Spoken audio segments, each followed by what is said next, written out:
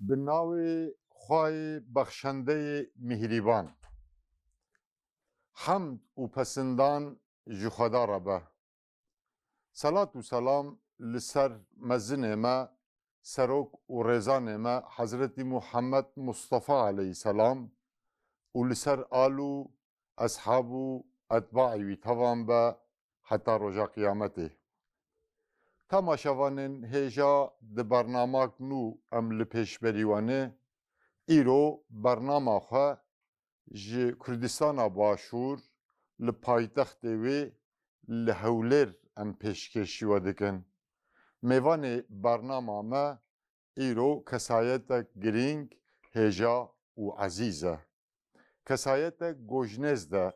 هون ناس دکن بوی ترتیب کرنا برنامه ما تکلیف کر ما مستا سیدا تکلیف ما قبول کر دریه خوش مرا کر بوی ام وی برنامه ترتیب بکن ایرو برنامه ما لسر جعالم و زانا و ریبر کردستان باشور شیخ عثمان عبدالعزیز در حق جیاناوی تکوشین و مجادلاوی ده ما خواست ام هف پیوینه به اهلیوی به مرووی را بکن لگل من شیخ عرفان علی عبدالعزیز هیا جناب شیخ رهبر حرکت اسلامی یا کردستان باشوره ناو حرکت آوان یا گو مرحوم شیخ عثمان دامزران دبو بزودناوی اسلامیه دپیوی را برس شیخ عرفان علی عبدالعزیز رهبری حرکتیه مجی تکلیف سیدا کرد سیدا تکلیف اما قبول کرد دریه خوش مرا کرد هم بوی ام فکر و رامانی پیشکشی و بکن هم جی جبود در حق جناب شیخ عثمان عبدالعزیز ده ما آگاهدار بکی جی جیاناویش اخلاقیویش تکوشین و مجادلاوی جی تأثیر و باندوراوی هم لکردستان باشور هم لسر گل کرد هم لسر عراقی هم جی لسر امتا اسلامی تأثیر فکر شیخ چبو و سیدا ما آگاهدار بکن اون حز دکن از دا دریج ناکم از بنی هم بخیر هاتنا برنامه باشین سلامت زور سپاس تشکر بو جنابش تو ها و ریبر زکانش ام جی حرمتی خوب پیشکشی جناب واتکن از بنی شخوا یعنی ملت مسلمان جنز ده ودناسه از خوازم جده و دیسا تماشاوان و بناسن ناوی و پاشناوی و يعني يا جنابي بسم الله الرحمن الرحيم الحمد لله والصلاة والسلام على رسول الله اللهم صل على محمد وعلى آل محمد دیارە زۆر سپاس بۆ جەناب و بۆ ڕاهبەر تیڤی ئێمە من خۆم عرفان علی عەبدولعەزیز لە دایکبووی 12/12/1964 لە ساڵی 2012ەوە بوومەتە ڕاهبەری بزوتنەوەی ئیسلامی لە کوردستانی عێراق. خدا موفق کرد. جزاک الله خیر. تماشاوانên هêja Cenab-ı Şeyh Biraziyê merhum Şeyh Osman'e Cenab-ı Şeyh Kurey Şeyh Ali'ye Şeyh Ali û Şeyh Osman birayê hevbûn sala 2012'de Cenab-ı Şeyh bu rehberî bizutnaweya İslami yani bu rehberu serokê Hareketa İslami ya Kurdistana Başûr. Hûn hez dikin em zêde dirêj nakin ez dîsa dixwazim bizîvirim ser Cenab-ı Şeyh Seyda derheqê jiyana Şeyh de nexwasim em dixwazin ji dayîkbûna wî perwerdeya wî ilmê wî îrfana wî em dixwazin di wî barî de hûn meronî bikin. Cezakallah. Cenab-ı Şeyh Osman Abdülazîz taban kurî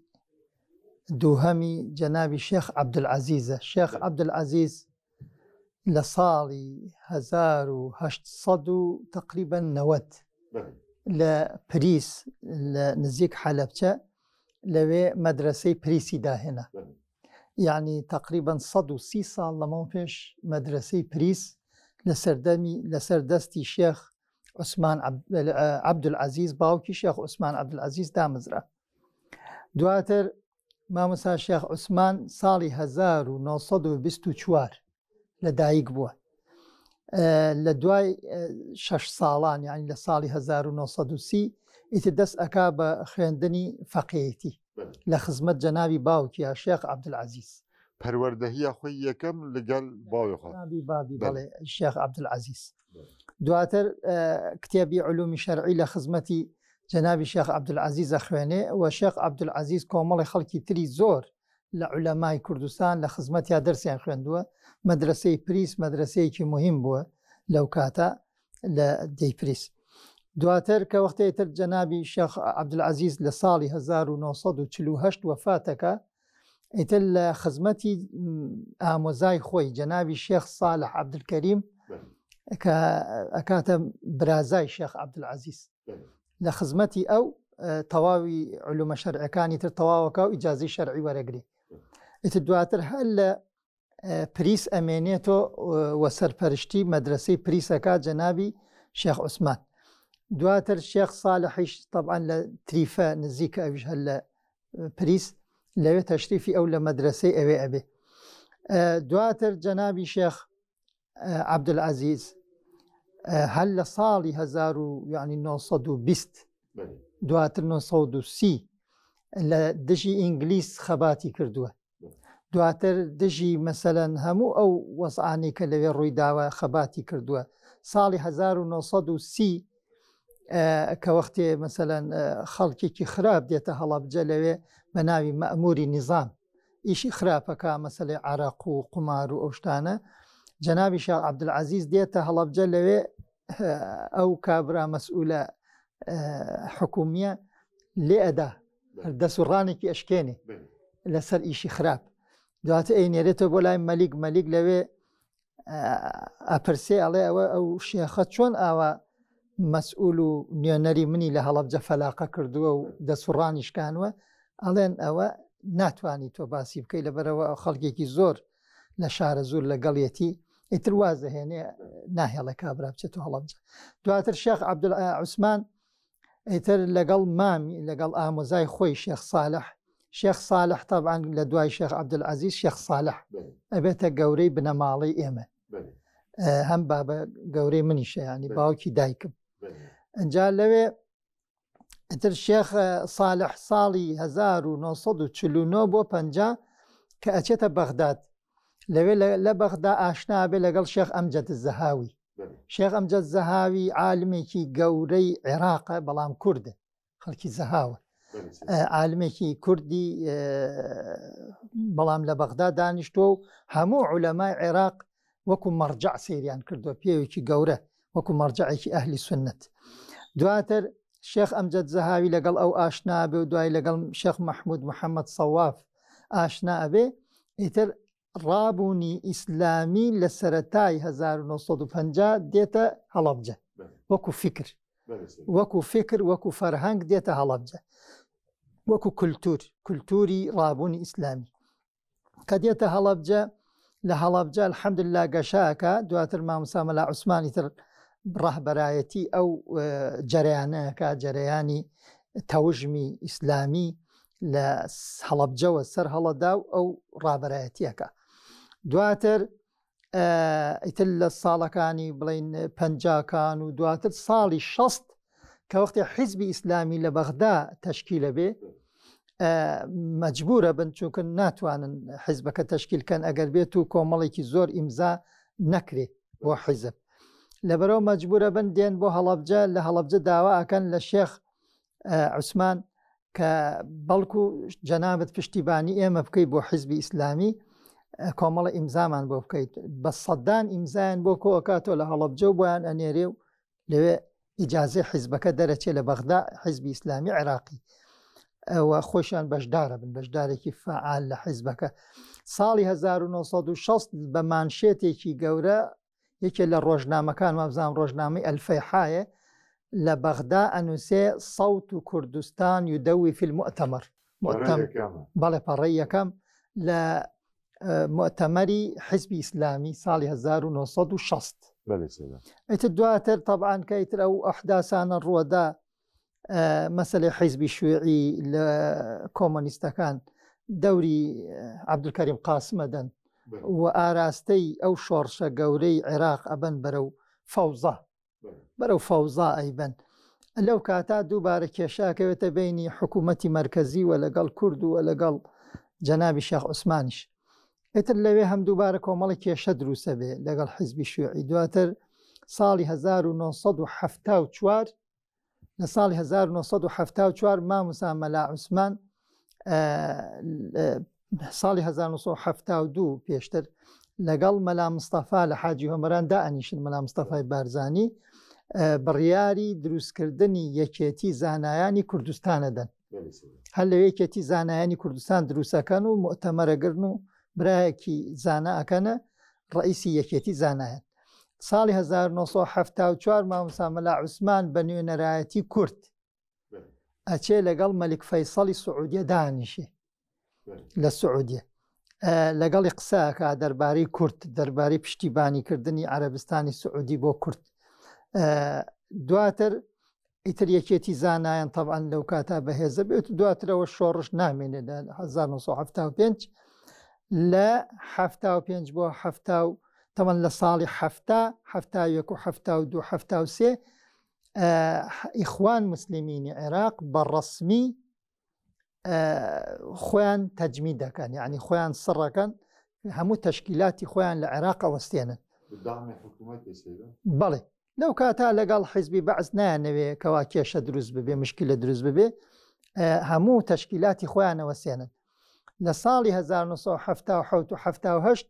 جەنابی مامۆستا مەلا عوسمان خۆی سەر لە نوێ تەشکیلاتێکی ئیسلامی لە کوردستان دروستەکە کە بە سەدان گەنج لەو تەشکیلاتە ئیشەکەن هەم لە کوردستان هەم لە ناو عەرەبەکان هەمووی دێن وەکو مامۆستا مەلا عوسمان وەکو مەرجەعێکی ئیسلامی لە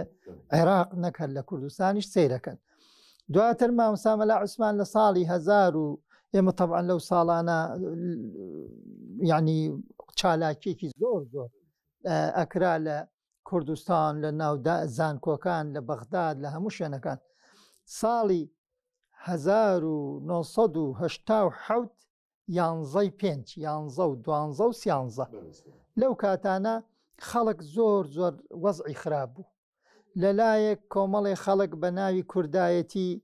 عەزیەتی خەڵکیانەدا سەرانیان لە خەڵکە سەند لەولاوە مەسەن خەڵکیانە کوشت لەولا جنێویان بە ئیسلامەدا بە ناوی کورد. لەولاش حیزبی بەعز هەر بە ناوی حیزبی بەعسی عەرەبی ئیشتراکی خەڵکی ئەکوشت خەڵکی ئیعدامە کرد جەوانانی کوردی ئەکوشت. ئەنجا دوای ئەوە ئەم وەزعە وای کرد کە خەڵکێکی زۆر هاتن وتیان بە مامۆستا مەلا عوسمان وتیان مامۆستا مەلا عوسمان وەزعی ئێمەی ئیسلامی کوردستان لەم بەینا چییە؟ ئەوە بەعسە ئەمان کوژێ ئەوە لەو لایشەوە کورد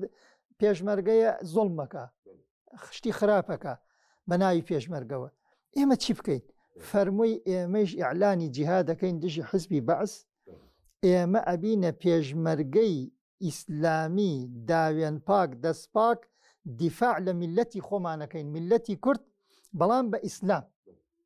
ئەوە بوو لە ساڵ لە سیانزەی 5 یعنی لە یانزەی 5 هەتا سیانزەی 5 ڕاپەڕینێکی جەماهیری جەماوەری گەورە لە حەوزەی شارە زور دروست بوو. لە هەڵەبجە مامۆستا مەلا عەلی عەبدولعەزیز قیادەیە کرد لە شارە زوریش لە سەید سادق بڵین مامۆستا ئیبراهیمی کوڕی مامۆستا عوسمان قیادەیە کرد لە سیروانیش مامۆستا ئەحمەد کاکە مەحموود. ئیتر لەوە منطقەکە الحەمدولله هەمووی کۆنتڕۆڵ کرا. حیزبی بەعز چەند جار هێرشیان کرد بۆ سەر هەڵەبجە و حرس جمهوریان هێنا و دوای ئەوە مەسەلەن کۆمەڵێک نزار خەزرەجی خۆی هات کە قائید فەیلق بوو سەدام حوسێن خۆی بڕیاری دابوو عەدنان خەیرەڵڵای ناردبوو کە بێ هەڵەبجە دووبارە کۆنتڕۆڵ بکرێتەوە شارە زور کۆنتڕۆڵ بکرێتەوە. لەوە ئیتر ئێمە خەڵکمان هەبوو لە ناو حیزبی بەعز هاتن وتیان ئەوە ئەو مەسەلە ئەگەر مامۆستا مەلا عەلی مادەم ئەم شۆڕشە گەورە کراوە ئەگەر لە ناو شار بمێنن ئێوە شارەکە هەمووی خاپورە بێ حزبی بەعس قواتێکی زۆری هێناوە خەڵک زەرەرەکە خەڵک ئەکوژرێ مامۆستا مەلا عەلیش تازە حکمی ئیعدامی دەرچووە ئیلا ئیعدامیەکەن ئیترەوە بوو ئێمە ئەو شەوە بڕیار درا ئیجتیماعی کرا و جەلەسەیە کرا و بڕیار درا کە شار بەجێ بێڵێ ناو شاری هەڵەبجە بەجێ بێڵێ چوینە کەژەکانی دەوروبەری هەڵەبجە ئیتر لەوێ لەو کەژانەی دەوروبەری هەڵەبجە ماینۆ ماوەیەک بەڵام سیرمان کرد زانین بە هەزارەها خەڵک هیجرەتی کردووە لەگەڵ ئێمە ژن و مناڵ و هەمووی ئیتر نەمانتوانی لێ بمێنین مەجبور چوینە ئەو بەری سیروان ئەمە ئەم بەری سیروان عێراقە ئەو بەری سیروان ئێرانە چوینە ئەو بەری سیروان لەوێ دووبارە بۆی ئیعادە تەنزیمی خۆمان بکەین بۆی دووبارە خۆمان ڕێک بخەینەوە ئیتر ئەو بچوینە دیوی ئێران و لەوێوە دووبارە هێزەکانی خۆمان ڕێخست لە زاخۆ هەتا گەرمیان بەێ سەیدا دەست خۆش وڵە ڕاستیژی ژیانێک شێخی زۆر باڵکێش هەیە خدا ڕەحماخوا لێ بکەین ئینشاءالله سەیدا بنگەها فکرا شێخ یا داوی یا ئۆلی یا سیاسی چ بوو جەنابی شێخ عوسمان طبعاً هەر لە سەرەتای مناڵیوە لەبەرەوە الحەمدولله هەر لە مناڵی لە عمری 4 ساڵ و 5 ساڵ و 6 ساڵ هەر بە پاکی یعنی بە تەقوا بە مەشهور بوو بە تەقوا مەشهور بوو بەوەی کە زۆر الحەمدولله کەسێکی لەخوا ترسە لەبەرەوە هەر لە مناڵیوە الحەمدولله ئەوەی کە بیزانایە بەرەو ئیسلامەی بە بەرەو ڕێگەی خوا ئەیبا ئەو بەو ڕێگا ئەڕۆشت ئەتر بۆیە هەر کە وەختێ لە ساڵی 50 کە ئەو فکرە دێت پێشتریش ئەلبەتە الحەمدولله عولەمای کوردستان مەسەلەن مەلای گەورەی کۆیە مەلای خاڵ لە سلێمانی مامۆستا مەلا عەبدولعەزیز ئاشناییان بووە لەگەڵ فکری محەممەد عەبدە و جەماعەت ئاشنایان بووە یانی هەر لە بیستەکان دواتر مامۆستا مەلا عوسمانیش کە ئاشنا ئەبێ لەگەڵ کتێبەکانی حەسەن بەنا و خوالی خۆش بێ ئەو قیادانە یەکسەر دڵی ئەکرێتەوە ئیتر ئەبێتە یەکێ لە قوتبەکانی بڵێن فکری ئەو سەقافەی ڕابوونی ئیسلامی دەژوەڕازی بە سەیدا سەیدا فکرە حرەکەتا شێخ یاوی لەسەر ئەساسێ چ هاتبوو دام مەزرانە یعنی فکرە حرەکەتی ئەساسی چ بوو ئێمە خۆی ئەو فکری بزوتنەوەی ئیسلامی جیان نەبووە لە ئەو حرەکەتانەی کە بە درێژایی مێژوو هەبووە مەسەلەن لە 800ەکانە بەدرخانیەکان نەهریەکان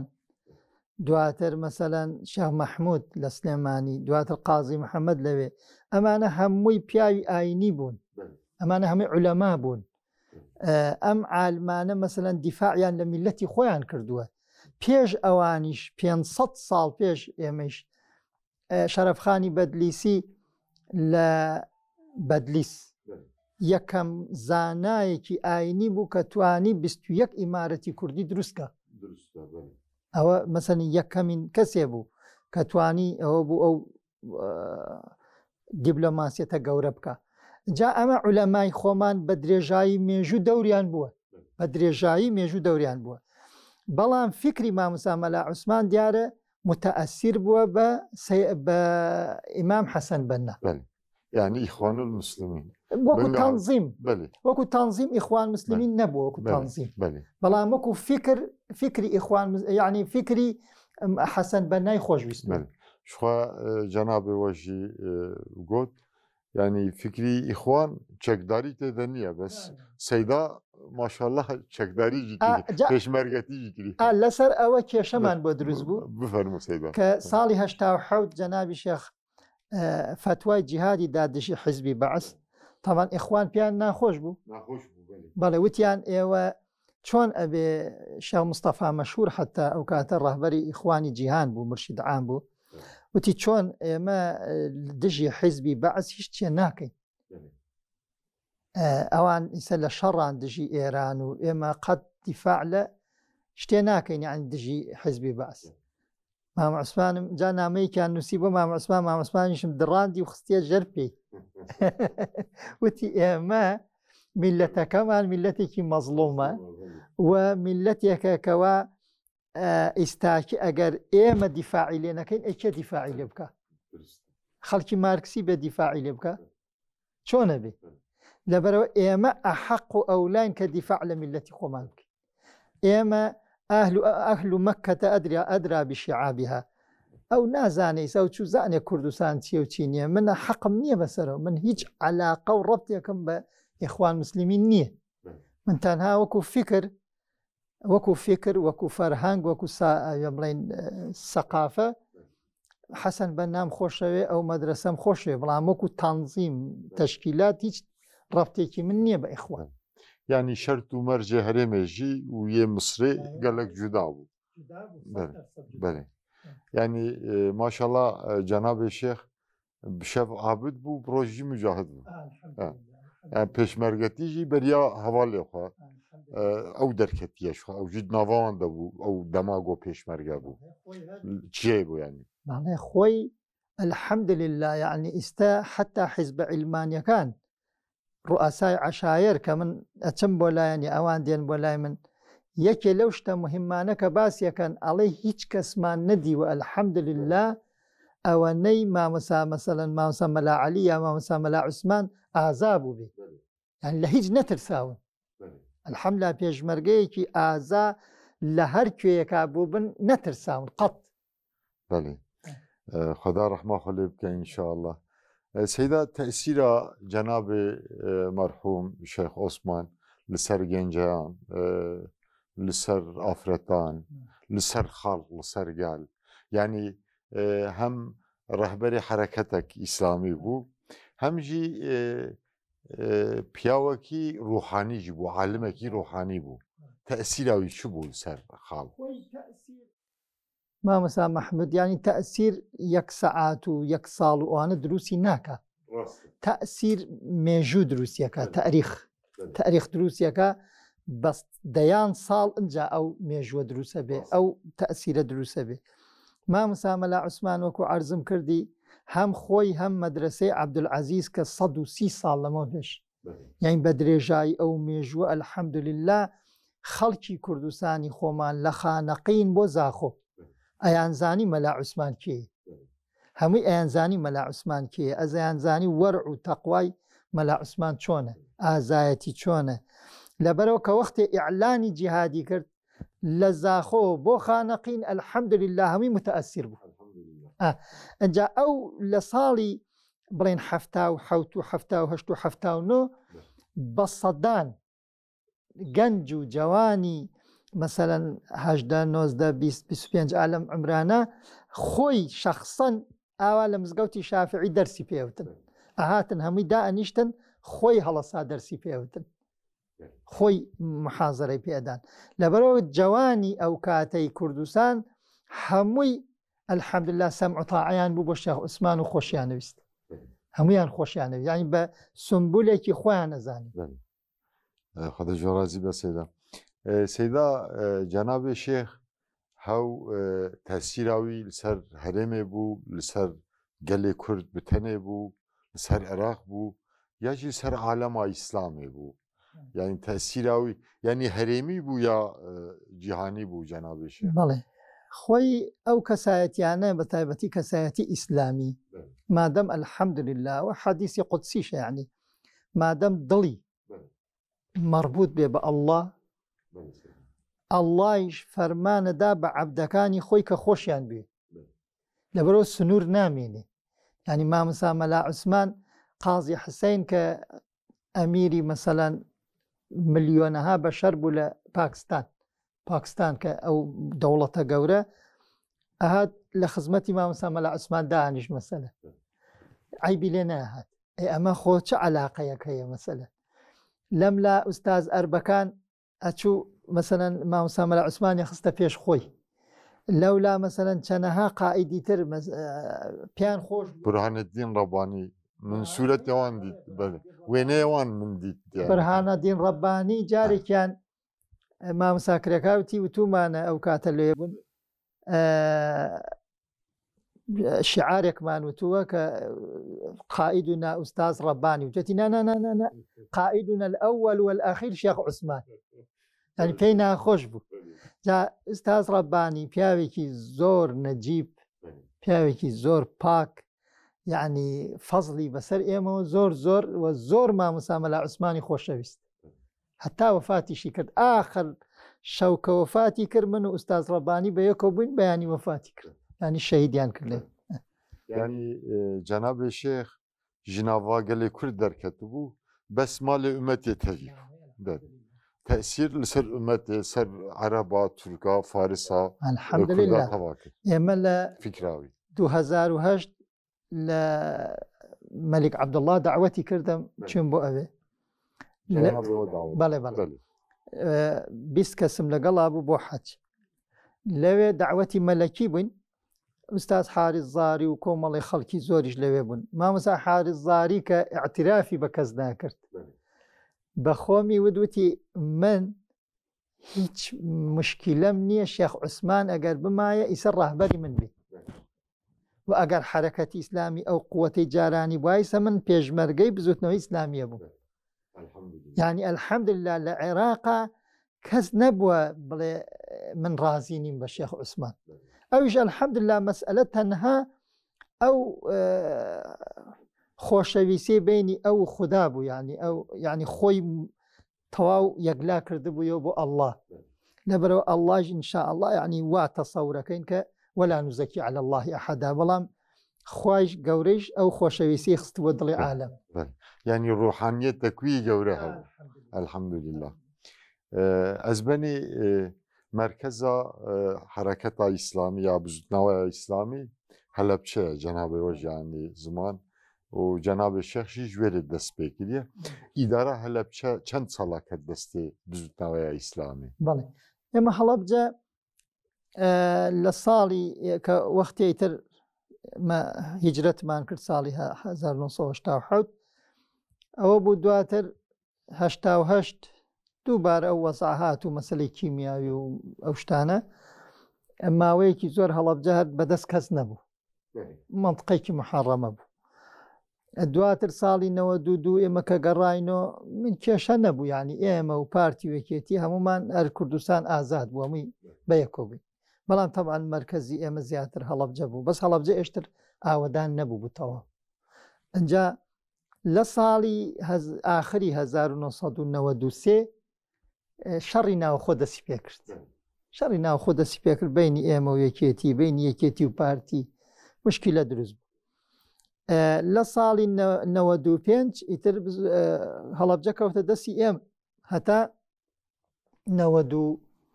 هەتا 2000 تقریبا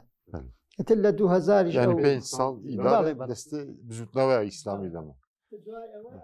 کێشانە دروست بوو کێشەی ئەو وەزعانە دروست بوو مەسەلەی جەنگی دیژە تیرۆر و ئەو بەزمانە و مەسەلەی 11 سێپتێمبەر و دروستکردنی ئەنسار و منسار و ئەم شتانە ئیتر وەزعەکە تێکچوو هەڵەبجە تێکچوو ئەزبەنی پشتی کیمیابارانی يعني روشا بزوتناوەیە ئیسلامی نەخاسم لە منتیقێ کێم بوو زێدە بوو یا وەک بەرێ بەردەوام کرد منتیقا هەلەبشە سەید سادق سیروان خۆی کیمیابارانەکە ئێمە خۆم لەوێ بووم ئێمە پێشمەرگە بووین لەو کاتە طبعاً بەشداری ئێمە بەشداری بڵین هجوممان نەکرد بۆ سەر هەلەبجە ئێران کە ویستی هجوم کا بۆ سەر حەلەبجە جەنابی مامە عوسمانم نامەیەکی نارد لەو کاتا بۆ منتەزیری ئاغای منتەزیری تی هەڵەبجە غەڵەتە ئیشێکی زۆر خراپە ئەگەر ئێوە هجومی بۆ بکەن لەبەرەوە منتەقەکە هەمووی تیا ئەچێ خەڵکەکە ئەکوژرێ و هەڵەبجە عسکەریەن ساقیتە یعنی پێویست بە هجوم ناکە ئیتر ئەوان یەکێتی لە کتێبەکانی خۆیان ئایسە ئەڵێن ئێمە لەگەڵ ئێران قسەمان کردووە کە هجوومەکە بکرێ هجومیان کرد ئێمە بەشداریمان نەکرد لە سەرەتاوە ڕۆژی یەکەم بەشداریمان نەکرد ڕۆژی دووهەم خەڵک هاتن وتیان ئەوە معقول نییە ئێوە ئەم هەموو قوواتە نایەنە ناو شار و تازە هەڵەبجە گیرا و ئێمەش هاتین کە هاتین ئەوە بوو داخلی هەڵەبجە بووین هەر ئەو ڕۆژە ئیتر حزبی بەعز هات ئەوەڵجار بە ناپاڵم دای لە هەڵەبجە و دواتر کیمیاوی کرد بەسەرە. ئێمە خۆمان لەوێ بووین کە کیمیاویەکەی کرد بەسەرە، کیمیاویمان هەڵمژی جەنابی مامۆستا مەلا عەلی. مامۆستا مەلا عوسمان لەوێ نەبوو، بەس مامۆستا مەلا عەلی. مامۆستا مەلا عەلی، ئێمە براکانم هەمویان لەوێ بووین، پێشمەرگە بووین، ئەکسەرمان کیمیاوی لێداین. بەڵام لەبەرەوەی ئێمە ئەو مەنتقە کە ڕۆیشتین بڵێن ئەم جامەدانیمان تەڕ کردە بوو، دابوومان بەسەرمانە کەمتر کیمیایەکە تەئسیریە کرد. ئەو کیمیاوی کە لەوێژ لێداین بەو قووەتە نەبوو کە دای لە هەڵەبجە، ناو هەڵەبجە، یعنی دواتر لێدا شەو. ئێمە شەو دەرچوو بووین. شەو کە دای لە هەڵەبجە بە نەوعێکی تر لێدا پێوتری ئەلمزدەویج. ئەو مزدەویجە زۆر خەتەر بوو، هەرچی بوو ئەمی کوشت. ئەوانیشی کە چوو بوونە ناو ژێر زەمین ئەکسەر ئەوانە شەهید بوون. ئەوانەی کە لە ژێر زەمینان نەبوون هەر باشتر بوو هەوای عام. جا ئەوە بوو خەڵکێکی زۆر تەبعاً شەهید بوو، ئەو 5,000 کەس شەهید و زامار و وەزعێکی زۆر ناخۆش. یعنی ڕێک قورئان چۆنە فەرمێ ژن لە پیاو ڕائەکا ڕۆژی قیامەت، مناڵ لە باوک، باوک لە مناڵ. ئاوا یعنی ژن ئەگریا بەو ناوە، مناڵی نەبوو کەس نێزانی، مناڵە گریا بۆ دایک، دایکە گریا بۆ. زۆر ناخۆش بوو، زۆر مەنزەرەیەکی عەجایب. ئیترەوە بوو شارە هەڵەبجە تەواو چۆڵ کراو. دواتر تا ساڵی 2 ساڵیش تا 3 ساڵ 4 ساڵیش دوای ئەوە کەس نەچووە هەڵەبجە. وەڵای وەکو عامی خەڵکەکە بڵێن وەکو خزمی دەرەجە یەک لەویا شەهید نەبوون، چونکە هەر لێی داین کیمیاوەکە نەیکوشتین. بەڵام چۆکن ئێمە لە ژێرخانوشت نەبووین، ئەوەی لە ژێرخان بوو شەهید بوو زیاتر. بەڵام وەکو عام خەڵکەکە هەمووی خەز و کەس و کارە، بەڵام وەکو دەرەجە یەک بڵێن برا و کەس و نەخێر. سەیدا خۆدا ڕازی بە دەستەوە خۆش بە بڕاستی ئاگاهینی زۆر خۆش بوون هەم دەرحەقێ مەرحوم شێخ عوسمان عەبدولعەزیز دە پێشنیار نیوە هەنە بۆی تەماشەوانە، بۆی کووردا، بۆی مسلمانە هەمویان پێشنیاریەوە چنە؟ جەزاک الله. وەڵڵاهی جا ئێمە مهمەوەیە ئەلحەمدوللا کورد بە درێژایی مێژوو میلەتێ بووە کە ئیسلام هاتۆتە ناوچەکە، هاتۆتە مەنتقەکە. تەنها میلەتێ کە باوەشی گرتۆ بۆ ئیسلام کورد بوو بە زیاتر. لەبەرەوەی کورد لەو سەردەما دەوڵەتی لە دەست چوو بوو لە ئێران، لە تورک عینیشت لە تورکیا. جا ئەرمەن لەولاوە زۆر لە سەر زەمینەکانی داگیر کرده بوو. لەبەر ئەوە باشترین حەلێ لەو کاتە ئیسلام بوو کە بە ئیسلام ئەلحەمدوللا کورد ئەو بوو سەروەری خۆی پێدا کرد. ئەجا ئەو هەموو پیاوە گەوری تیا هەڵکەوت. لەبەرەوە من نەسیحەتی ئێمە دائیمەن ئامۆژگاری ئێمە بۆ کوڕان و کچانمان و بۆ برا عەزیزەکانمان، خوشکە عەزیزەکانمان ئەوەیە کە کورد هەرچەنێ باوەش بە ئیسلامە بکە ئەوەنە عەزیزە بێ، ئەوەنە ئینشاء الله سەرکەوتووە بێ. بە ئیسلام ئەتوانێت میلەتی خۆی ڕزگارکە، بە ئیسلام ئەتوانێت ئینشاء الله میلەتی خۆی سەروەرکە، بە ئیسلام ئەتوانێت ئینشاء الله بە هەموو ئاواتەکان و ئامانجەکانی خۆی بگە. بەڵام طبعاً ئیسلامیش ئەو منهەجە پاک و جوانەی کە نە ئیفرات نە تەفریت، نە زیادە ڕەوی نە کەم ڕەوی، نە ئەوەی کە ئیسە مەسەلەن کۆمەڵێک گەنج لە حەماسی خۆیان مەسەلەن کۆمەڵێ فتوا و مەتوا ئەدەن کە خراپە بە هیچ شێوەیە، نە عیلمی تایە، نە ئەزانن عیلم چییە، نە ئەزانن علومی شەرعی چییە. ئەوانە گەنجن نازانن، ئەوانە ئەویش هەر خراپە، زەرەر ئەدا لە ئەسڵەن بڵێن سەحوەی ئیسلامی لە کوردستانە، زەرەر ئەدا لە ئیسلام لە کوردستانە. لەبەرەوە ئینشاء الله ئەو ئیسلامە پاک و جوانە وەسەتی کە هەمومان ئەلحەمدوللا لەسەرینی ئەبێ ئەو میلەتە عەزیزەی خۆشمان ئاوا باوەش بکە بەو ئیسلامە و بەو ئیسلامە 100% ڕزگاری ئەبێ، بەو ئیسلامیش ئەگا بە هەموو ئامانجەکانی ئینشاء الله. ئینشاء الله. شخوا تۆڤێ جەنابێ شێخ ئاوێت یەبنێ ئەردێ الحەمدولله بەردەوامە هەیە، یعنی حرەکەتا ئیسلامی لە هەرێمێژی و لە پەرچێ کوردستانی دوو لە عێراقی لە هەموو دنیای الحەمدولله بەردەوامە خدمت حرکت اسلامی انشاءالله جوه هلی ده من غیر حد وکی حضرت علی دبیجه اگر هون ناخوازن بمرن اثر نی نمری بخوا بهیلن جناب شیخ جی به هزاران گنج یه دعوتوان پیخوشتی انشالله جوه هلی ده جناب شیخ نمریه ها وجود آویشویه یه جناب شیخ عثمان جزاك الله خيرا ديار إن شاء الله أو كاري كجناب إمام ساملا عثمان دسي دعوتي جناب تاند أنا زول دستان دعوتي يما ليرة دسمان دعوتي وهر برايكي تل هر شون دسي دعوتي أو إيشيكي مباركة وتكليفي شرعية إن شاء الله أبي هر بردوام بي حتى أتينا قبر أبي إن شاء الله هر بردوام بي أيتر أويك أفرمي يا أم دنيا أكين ببهشت يا خمان إن شاء الله أتين ببهشت إن شاء الله سيدا يعني براستي جي قال خوش قصدان أوي داوي سيدا دستان خوش خدا جو راضي و هم زور خوش حال بون وزحمت كيشان بوي برنامج ام سپاسي خدا جو راضي زين الرهبر تي في موفق بك إن شاء الله كاركاني بركتي بخاتنا كاريكي جورا أكن إيوا بتايبتي أو خلقي خومان أو ملتي خومان حتى بتوانين إسلاميان بروشن كين حتى بتوان إن شاء الله كاري بكين آشناين كينو جاري كتر بإسلام لبرو دور كوتوتو أو خلقه